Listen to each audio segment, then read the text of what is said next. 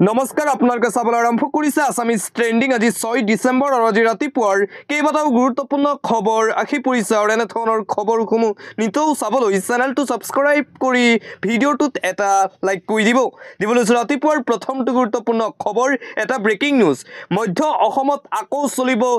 উচ্ছেদ অভিযান 4টা পৰ্যায়ত এবাৰ মধ্য অসমত উচ্ছেদ অভিযান চলিব বুলি ঘোষণা সৰকাৰি ভূমি বেদখলকাৰীক অন্তিম সময়সীমা বান্ধি দিছে প্ৰশাসনে ৰূপহীৰ পাছত এবাৰ ঢিং আৰু সামগুৰিত চলিব বলডজাৰ বেদখলকাৰীক নিস্তাৰ নিদিয়াৰ হুংকাৰ নগাঁও জিলা আয়ুক্ত দেৱাশিষ শৰ্মাৰ কঠোৰ সকিয়নি প্ৰদান মধ্য অসমত চলি আছে প্ৰশাসনৰ উচ্ছেদ অভিযান আৰু এই উচ্ছেদ অভিযান চলি থাকিব বুলি ঘোষণা কৰা হৈছে নগাঁও জিলা প্ৰশাসনৰ ফালৰ পৰা দিবলৈছো আন এটা অতিকৈ গুৰুত্বপূৰ্ণ খবৰ 6 পৰা 12 ডিসেম্বৰৰ ভিতৰত দাখিল হ'ব জুবিন গাৰ্গৰ ঘটনাৰ এসআইটিৰ প্ৰতিবেদন এসআইটিয়ে ইতিমধ্যে সকলো কাম সম্পূৰ্ণ কৰিছে জুবিনৰ ঘটনাৰ এসআইটি প্ৰতিবেদনত 3500 ডকুমেন্ট আছে 3500 ডকুমেন্ট ফাইনেল কৰিবলৈ বৈঠক সম্পূৰ্ণ 18 ডিসেম্বৰৰ পূৰ্বে আমি প্ৰতিবেদন দাখিল কৰিবই লাগিব বুলি মন্তব্য মুখ্যমন্ত্ৰীৰ 18 ডিসেম্বৰতকৈ পলম হলেই জেলত থকা সকলে জামিন পাই যাব জুবিনৰ ঘটনাৰ এসআইটি প্ৰতিবেদনক লৈ ঘোষণা মুখ্যমন্ত্ৰী হিমন্ত বিশ্ব শৰ্মাৰ আজি অৰ্থাৎ 6 ডিসেম্বৰৰ পৰা 12 ডিসেম্বৰৰ ভিতৰত জুবিন গাৰ্গৰ হত্যাৰ এসআইটিয়ে চাৰ্জশিট দাখিল কৰিব বুলি পুনৰবাৰ ঘোষণা কৰিছে অসমৰ মুখ্যমন্ত্ৰী ডক্টৰ হিমন্ত বিশ্ব শৰ্মাই পৰৱৰ্তী খবৰ মিয়াৰ কথা কৈ লাভ নাই মিয়াক কি কৰিছো ৰাইজে দেখিছে বিজেপি বহু আগবাঢ়ি গল আমাক এতিয়া ধৰিব পৰা অৱস্থাত নাই নিৰ্বাচনী প্ৰস্তুতি সন্দৰ্ভত বিৰোধী কটাক্ষ মুখ্যমন্ত্ৰী হিমন্ত বিশ্ব শৰ্মাৰ মিয়াৰ কি অৱস্থা কৰিছো হেয়া সমগ্ৰ অসমবাসী ৰাইজে দেখিছে গতিকে মিয়াৰ কথা পাতি এতিয়া লাভ নাই বিজেপিক পৰাস্ত কৰিবলৈ কোনো শক্তি অসমত নাই বুলি মন্তব্য মুখ্যমন্ত্ৰী ডক্টৰ হিমন্ত বিশ্ব শৰ্মাৰ অন্য এটা খবৰ ফ্ৰী চাউল দাইল 1250 টকা দি জাতিটোক পংগু কৰিছে হিমন্ত বিশ্ব শৰ্মাৰ বিজেপি চৰকাৰ হিমন্ত বিশ্ব শৰ্মাৰ বিজেপি চৰকাৰৰ হিতাধিকাৰী আঁচনিক লৈ হৰপ হৈ পৰিছে ৰাজেন গোহাঁই ফ্ৰী চাউল দাইল দি জাতিটোক পংগু কৰিছে হিমন্তৰ চৰকাৰে 1250 টকা 10000 টকা দি জাতিক শেষ কৰি পেলাইছে এনেকৈ এটা জাতি কেতিয়াও শক্তিশালী নহয় ধাৰ লৈ দুখীয়া মানুহৰ মন জয় কৰি ভোট লব বিচাৰিছে হিমন্ত বিশ্ব শৰ্মাই মুছলমানক ভয় খুৱাই জাতি উদ্ধাৰ কৰিব নোৱাৰে উচ্ছেদ চলাই জাতি থিয় কৰাব নোৱাৰে হিমন্ত বিশ্ব শৰ্মাই হস্তিয়া ৰাজনীতি এৰক মুখ্যমন্ত্ৰী হিমন্ত বিশ্ব শৰ্মাই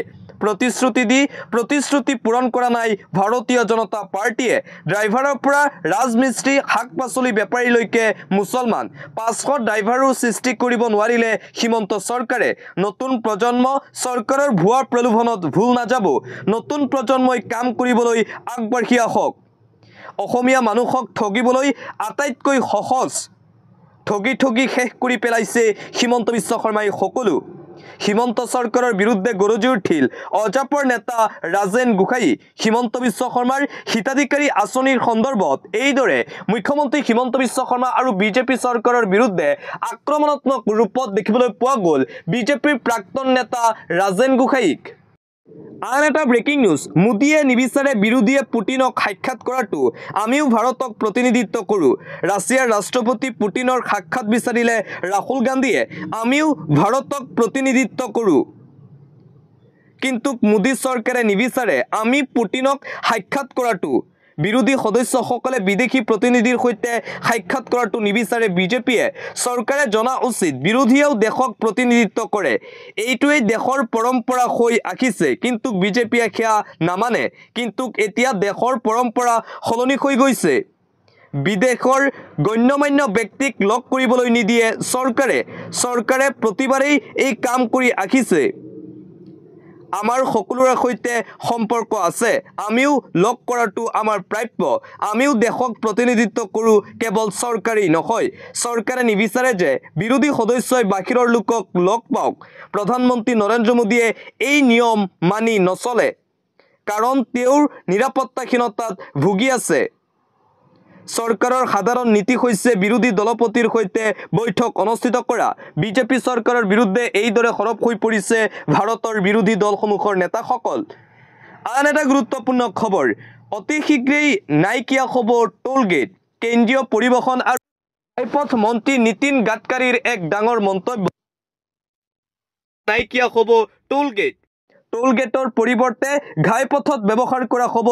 ইলেক্ট্ৰনিক ডিভাইচ ঘাইপথৰ টোল গেটৰ বাবে দেশত বৃদ্ধি পাইছে দুৰ্ঘটনাৰ সংখ্যা সমান্তৰালভাৱে টোল গেটত সৃষ্টি হয় তীব্ৰ যানজঁট এনে সমস্যা দূৰ কৰিবলৈ ৰাষ্ট্ৰীয় ঘাইপথৰ পৰা আঁতৰ কৰা হ'ব টোল গেট প্ৰথম অৱস্থাত পৰীক্ষামূলকভাৱে 10টা স্থানত স্থাপন হ'ব এই ডিভাইচ পৰৱৰ্তী সময়ত ভাৰতৰ সকলো ঘাইপথতে স্থাপন কৰা হ'ব ইলেক্ট্ৰনিক ডিভাইচ ঘোষণা কেন্দ্ৰীয় পথ পৰিবহণ আৰু ঘাইপথ মন্ত্ৰী নীতিন গাডকাৰীৰ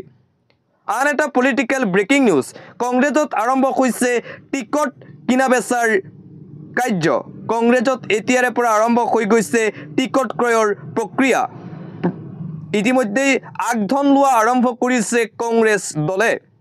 26 বিধানসভা নিৰ্বাচনৰ পূৰ্বে কংগ্ৰেছ দলৰ পৰা যিসকল নেতাই প্ৰাৰ্থিত্ব আগবঢ়াব বুলি ভাবিছে তেওঁলোকে আগতীয়াকৈ আগধন দিব লগা হৈছে কংগ্ৰেছ দলক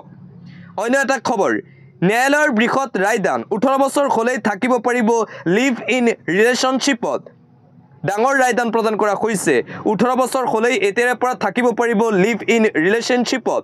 উচ্চ ন্যায়ালয়ে প্ৰদান কৰিলে এক বৃহৎ ৰায়দান 21 বছৰৰ পৰিৱৰ্তে 18 বছৰৰ পৰাই লিভ ইনত থাকিব পাৰিব লিভ ইন কেতিয়াও অপৰাধ নহয় বুলি মন্তব্য ন্যায়ালয়ৰ প্ৰাপ্তবয়স্ক যুৱক যুৱতীয়ে সিদ্ধান্ত ল'লে কোনেও বাধা দিব নোৱাৰিব সংবিধানৰ 21 নং অনুচ্ছেদৰ অধীনত এয়া ব্যক্তি স্বাধীনতা ৰাজস্থান উচ্চ ন্যায়ালয়ৰ তৰফৰ পৰা প্ৰদান কৰা হয় এই গুৰুত্বপূৰ্ণ ৰায়দান অন্য এটা খবৰ অসমত ক্ৰিকেট খেলিবলৈ আহিব বিৰাট কোহলি আৰু MS ধোনী ঘোষণা কৰিছে মুখ্যমন্ত্ৰী হিমন্ত বিশ্ব শৰ্মাই অসমত ক্ৰিকেট খেলিবলৈ আহিব ধোনী আৰু কোহলি ঘোষণা ৰাজ্যৰ মুখ্যমন্ত্ৰী ডক্টৰ হিমন্ত বিশ্ব শৰ্মাৰ ডিমা হাছাওক ষ্টেডিয়াম মুকলি কৰি এই ঘোষণা কৰিছে মুখ্যমন্ত্ৰীয়ে অহা বছৰ অসমলৈ আহিব ধোনী আৰু কোহলি উমৰাংচু ষ্টেডিয়ামত ক্ৰিকেট খেলিব ধোনী আৰু কোহলিয়ে প্ৰতিশ্ৰুতি ৰাজ্যৰ মুখ্যমন্ত্ৰী ডক্টৰ হিমন্ত বিশ্ব শৰ্মাৰ ভাৰতৰ আন তাৰকা ক্ৰিকেটাৰক আনি খেলুৱাৰো প্ৰতিশ্ৰুতি মুখ্যমন্ত্ৰীৰ অসমত ক্ৰিকেট খেলিবলৈ আহিব ভাৰতৰ নামী দামী আন্তঃৰাষ্ট্ৰীয় খ্যাতি ক্ৰিকেটাৰসকল খুদ ঘোষণা কৰিছে অসমৰ মুখ্যমন্ত্ৰী ডক্টৰ হিমন্ত বিশ্ব শৰ্মাই আন এটা